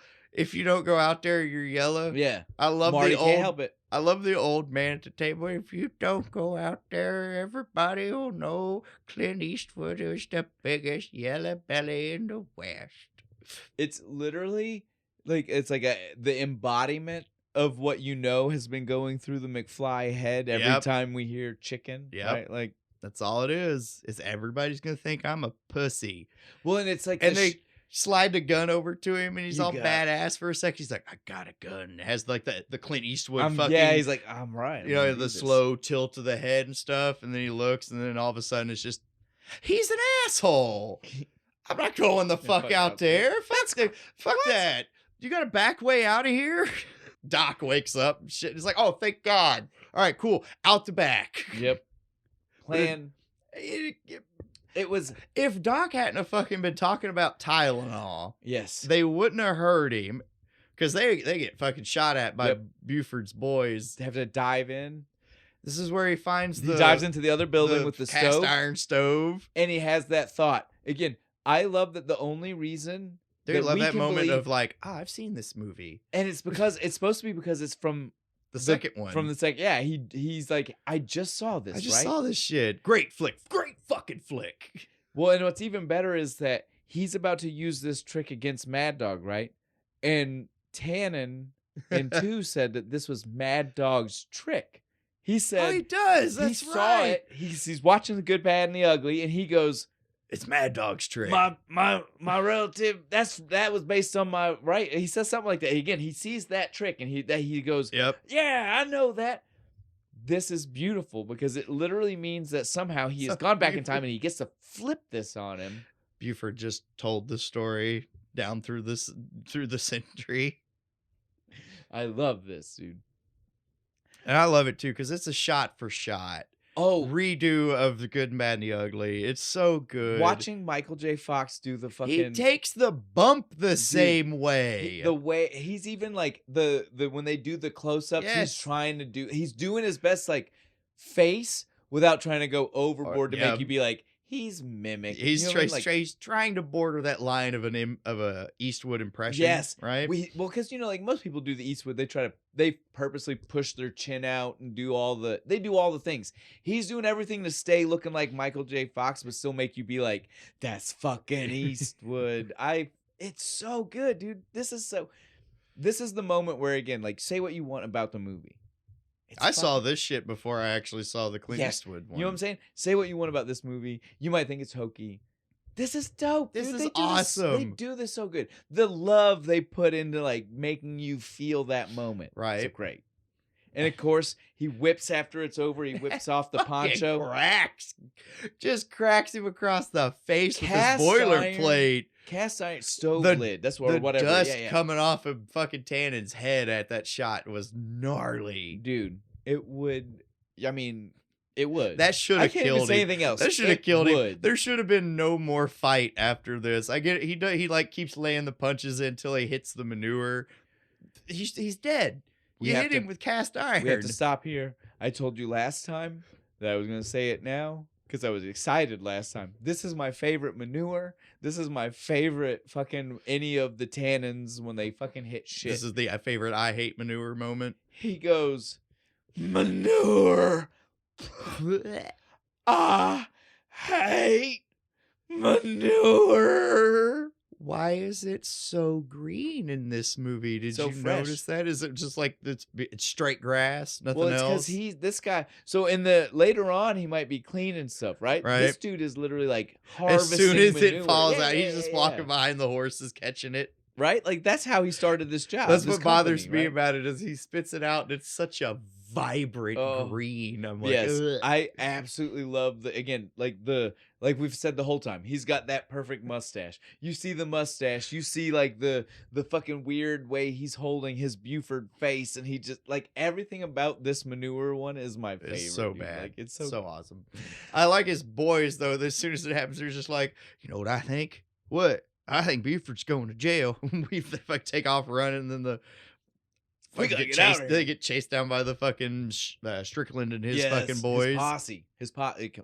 Who's this big deputy guy? They never name him. He's familiar. I feel like I've seen him in other shit. You know me. I didn't. Well, it's not even like normally. I probably wouldn't look at somebody with that small of a role. I didn't look up anything for this one. I didn't either. Dude. We didn't need to. I didn't watch. Yeah, I love this movie so fucking much. Well, and again, there's no new act other than this guy. Maybe yeah, there's not really other than new the actors. fucking deputy. There's no real new actors, is there? It's all the same people. Yeah. Where's Mayor Goldie? Where's Goldie Wilson? Where's he at? Oh wait, no, we can't do that right now. Yeah, can we can't even. I think Civil War's over. I think you know why, and then we should just keep going. Goddamn racism. Yeah, it's even worse than this one. They're cutting Goldie out of this shit. They just didn't say it, but it makes it worse by not saying it. Yeah. Yeah. So at this point, it's bad enough in the second when he's just like a fucking sweeping the diner. At this point, though, they have to take off. Yeah, right? it's time. Late. We got to go. They're late. Yep. Because they should have left before 8 o'clock. It's after 8 o'clock. There's no way this whole thing didn't take forever. Have to chase this fucking train down. I almost can't believe that they were supposed to still catch it. There's some good horses, man. Right? But so they clearly weren't the horses that tried to pull the DeLorean. They have to much race faster. They have to race up to the train, fucking hold it up. Is this a stick up? It's a science experiment. Fucking best way to explain this ever. Because it is. Yes. We are hurting them. I just get off the train. We're taking it. And it's like, okay, all right. So now is when he finally breaks out these logs. Yeah, these magic logs. You got the yellow, green, and red. Yes. I think it's the colors. Yes. Like a stoplight. Each time they go off, it gets more of a boost in speed and power. Red's for the train. end. Yep. This thing will barely. He even tells Marty from the beginning. He's like, once we throw that one in, this thing's barely gonna be holding it together. Yeah, it's probably gonna explode. So we need to save that for before we get there.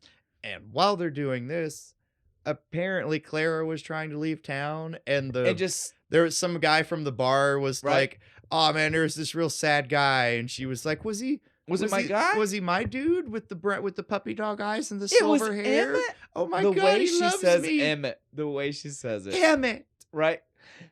Was it my Emmett? I don't like that name. It's not a good name. Yeah. So now she's chasing off after him. She goes to the workshop first, and she sees the model, the little model of the DeLorean. And she's like, "What? It is true. He is from the future. Oh my god, I have to hurry." Chases after. I like it. She catches him. Yes. Right as soon as that first log goes off, she catches the train, and it just goes, whee! Thank God. She's got some grip. Well, thank God Marty brought the fucking hoverboard. Because he didn't have to. No, and it plays Thank God 1955. It's not even mentioned until this point. Well, again, you almost forget about it. 1955, Doc, put it in the trunk, and you have... I promise you forgot about it. Yep. I mean, it's not shown, talked about, nothing up until right now. Right, he had to get up. He was already getting up to the car, right? Yeah, because he had to get in place. Like Doc was like, "We're getting close. You got to start getting up there." He's like on the front of the train, like being like, "Oh man, can I? I would not want to make this jump from the train to the DeLorean." And he's sitting there, he's just like keeps like starting to go and being like, and then Clara honks the horn, and he's like, "What the fuck? What is going on?" So he tries to go back for him. By the time he's going back, the red one blows. So like the whole fucking train is coming apart. So good. She flies backwards. Yeah, she's like hanging from her dress. It's just like hooked onto a piece of metal. Doc is like, again, being the badass and the smooth operator. Fuck yes. It's like, I'm coming. Last second, fucking they launched the board back. Yes, he catches it fucking perfect. Marty, I fucking love the way he does this. Again, Marty's already in the seat. He's already, Doc was struggling. Yeah, Marty, he's just like hanging. Yeah. Marty got to that car like it wasn't even that big of a deal. He's like, let me throw this hoverboard. Up just super. Hold on, Doc. I got you. Don't worry. And, dude, the way he does it too, because he's just like, okay, got it. Let go. Doc, look, heads up. Perfect. Just slides it straight onto his foot. Dude. Doc turns around. pulls off the scoop, the Superman scoop, yes, right? And for what we can assume is the first time Doc has ever been on the hoverboard. Any board. Fuck the hoverboard. Yeah. Any board. He's never skateboarded, none of that. But suddenly he's so smooth, man. Dude, he grabs her and literally like the way they do the like he like scoots off. I was like, I don't think we've seen that's how those work. Right? Because they made it seem like it was self-propelled at that point, didn't they? Yeah. Because what made him give that kind of that did motion? He kick off? Right? He kicked. Did we not see it? Yeah. Did he literally like throw kick a foot the up train, and kick the train? fucking give him some push? I'm telling you right now, everything we've seen would say that that's not how the no, hoverboard at best works. they should have just like hovered in place and the train left them. Yes.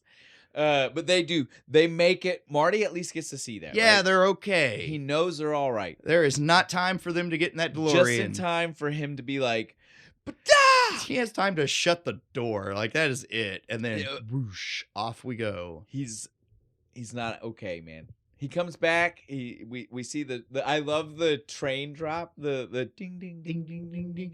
And he comes in. He's just slowly coming to a stop down the track. I love that we don't even see anything happening. It's like somehow the mechanisms feel it. It sensed it. Right?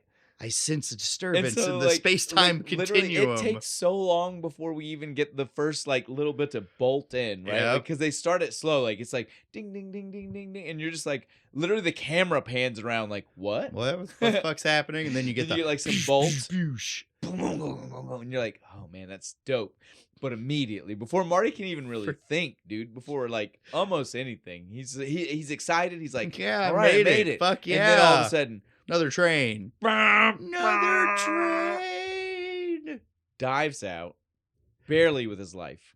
The way that this is edited isn't very good because the way it's done is that he didn't have time. No, he definitely By the time he was opening the door in the way it's shot, the train hits him. He's gone. Yeah. He didn't get it open in time. But he did. He did, yeah. We see the parts. The just way they scattered everywhere. It's insane the way they scattered these. You're just like, come on now. Did they actually hit a DeLorean with a train? No, it looks. If so, fuck yeah. Marty is heartbroken though. He's just like, yeah, well, I mean, Doc, he wanted it destroyed. I guess at least I know you're okay, right? Like, yeah, his big thing was he knew that Buford didn't kill him. Didn't kill him, and he's got his girl, and he's happy in 1885. In all fairness, right? Though, Buford is the kind of guy that holds a grudge. And it's relatively easy to escape from old Westy jails. I don't know about you, but instead all the time. If I were Marty, instead of running to home, I might have ran to the local library and been like, is Doc okay? See what happened. See if I can find any evidence of him past 1885. But no, Marty runs home. For the dumbest scene, I don't even know if we needed this. We did. Did we need this? We could have skipped this, went straight to Jennifer. I don't even know if we needed to go to Jennifer. If Marty wouldn't have mentioned it to Doc, like we skipped over it because that's how little we think about it. But yeah, if Marty wouldn't have mentioned to Doc that he thought it was weird about leaving her there, we wouldn't even need to go back. No. I don't know about most viewers weren't thinking about Jennifer. No. By the end of the Wild West. Fuck no. By the end of hanging from ropes and horses. Hell no. Nobody was like. Nobody gave a shit about Jennifer. Nobody was like ride back to Jennifer, right? She was foremost in my thoughts. Like I said, we could probably skip Jennifer. The movie could have skipped over both of these, really. And no, the movie should have ended with Doc's train smashing into the DeLorean, right? Would have been cool. It's 2 stone. One bird, 2 stone, whatever that fucking saying is. But instead, he goes home. When he goes home, we do get to see. It's kind of like their way of being like, remember, all of this is connected. Remember all the cool things. These people. And so everything's fine. We see the brother, the sister. We see Leah Thompson. Again. The only part she should have been. The not Crispin Glover.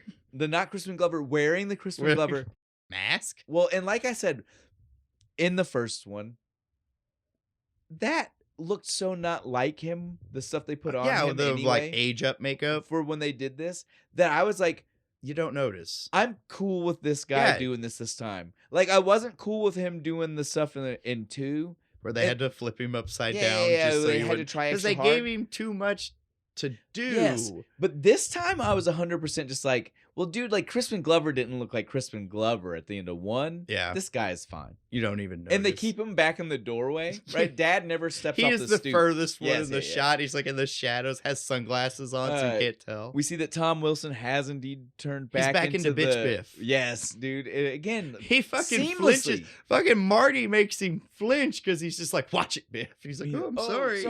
Sorry, Mr. McFly. I love it, dude. But he realizes he needs to go get Jennifer, I guess. He goes to get her, picks her up. The scene of him waking her up takes like 5 fucking minutes. Well, and again, it's not even important. It's not.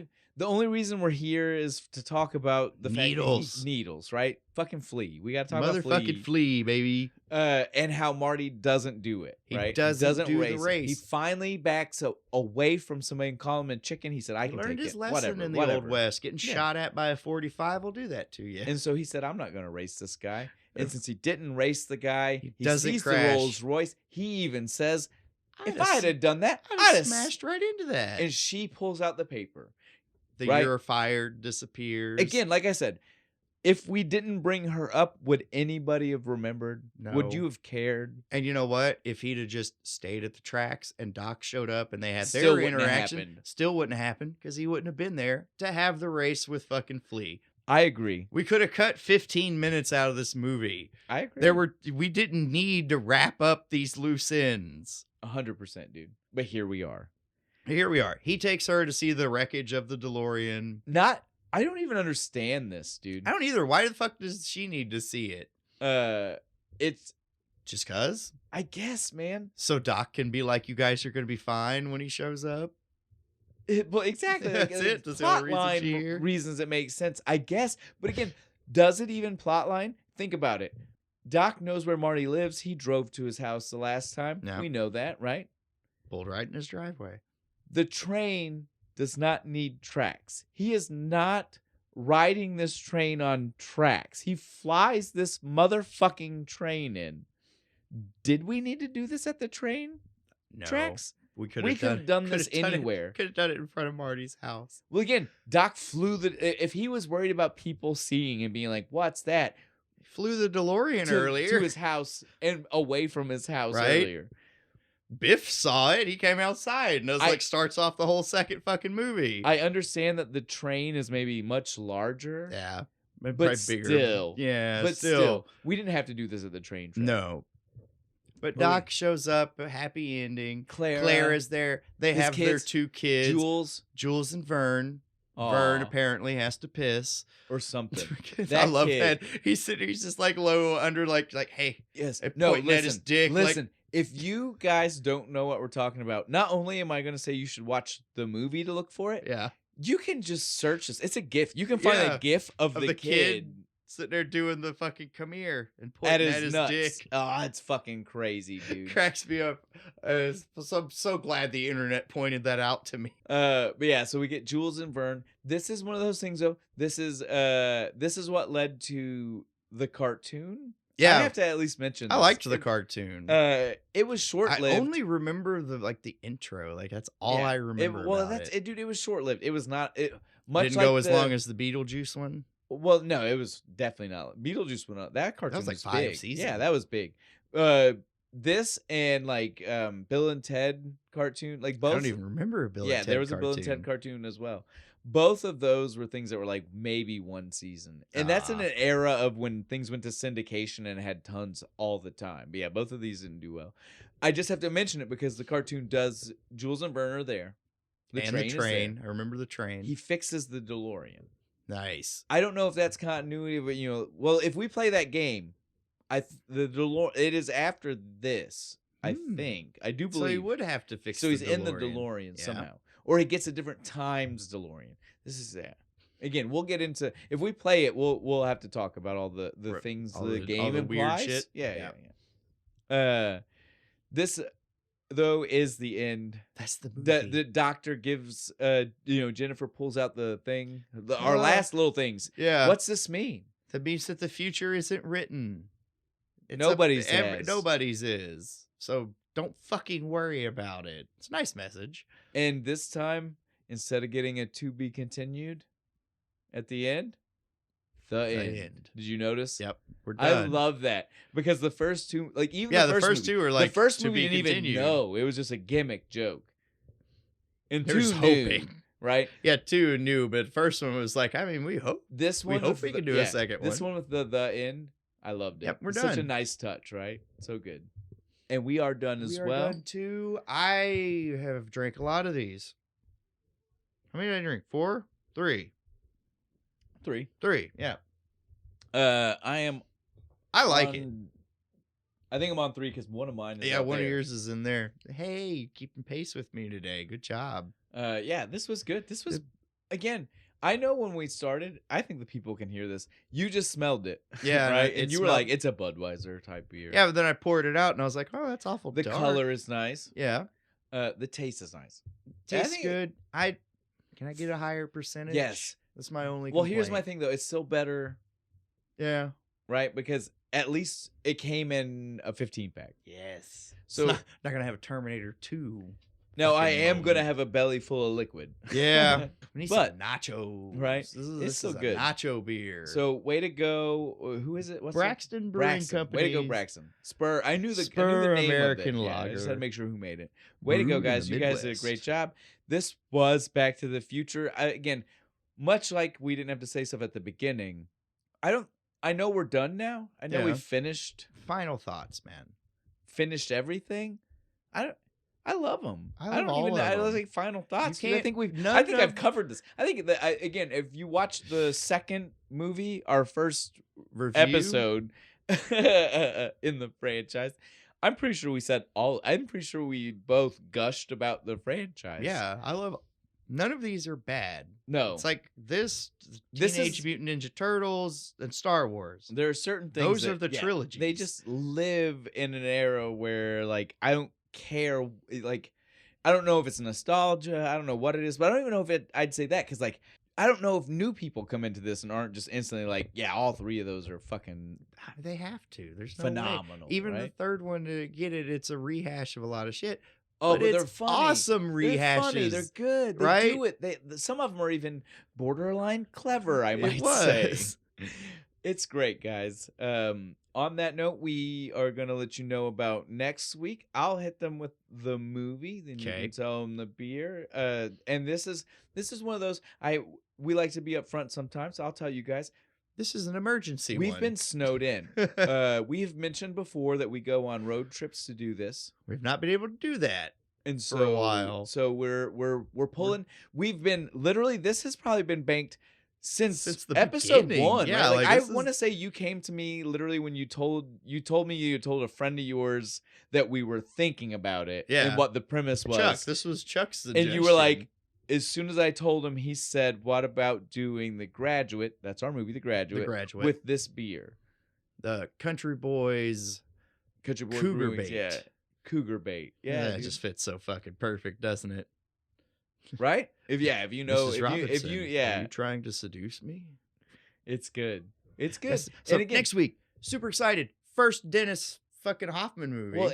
Dustin Hoffman. Well, again, I think the bigger thing to mention, Dennis Hopper and Dustin Hoffman mixed together. I think the cooler thing to mention about that is, like, again, how rarely do we have someone tell us both? We always tell people tell us both. This is one of those things that's been so long in the running because it was someone who, from the beginning, understood the assignment and said, "I got the movie right here, perfect for you. This is what you need to do."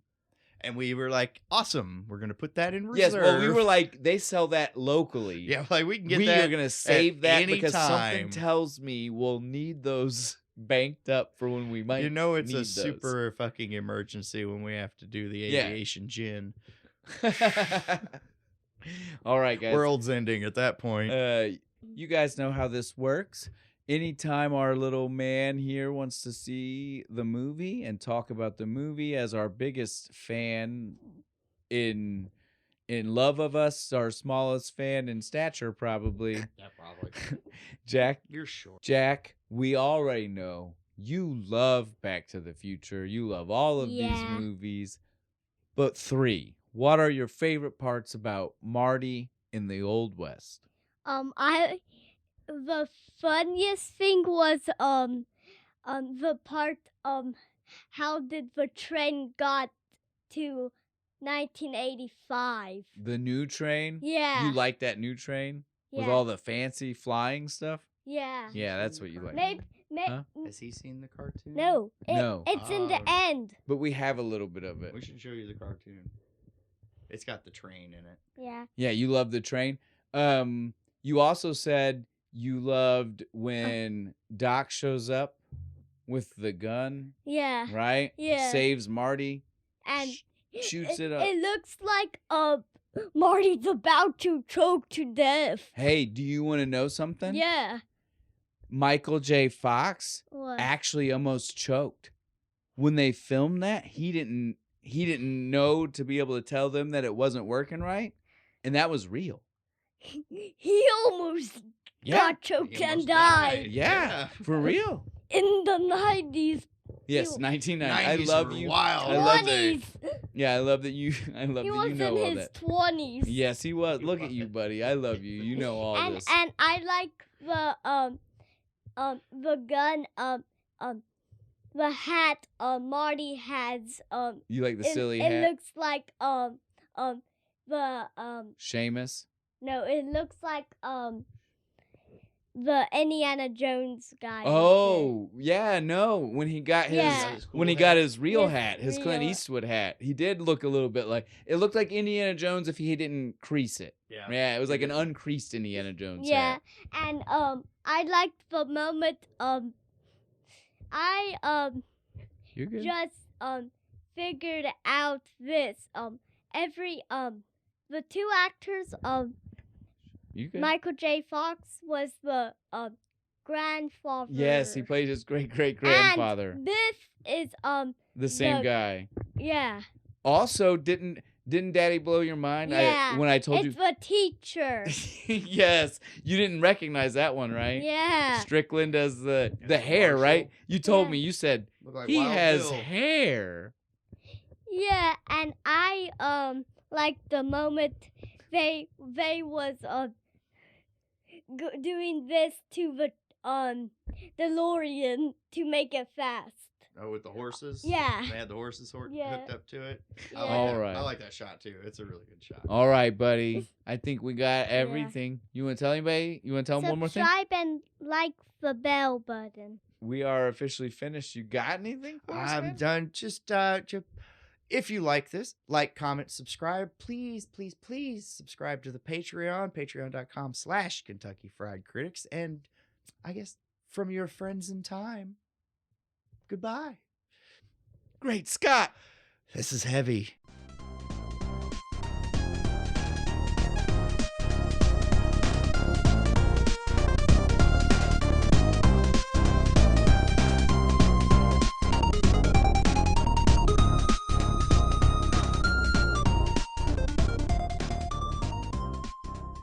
In the Wild West.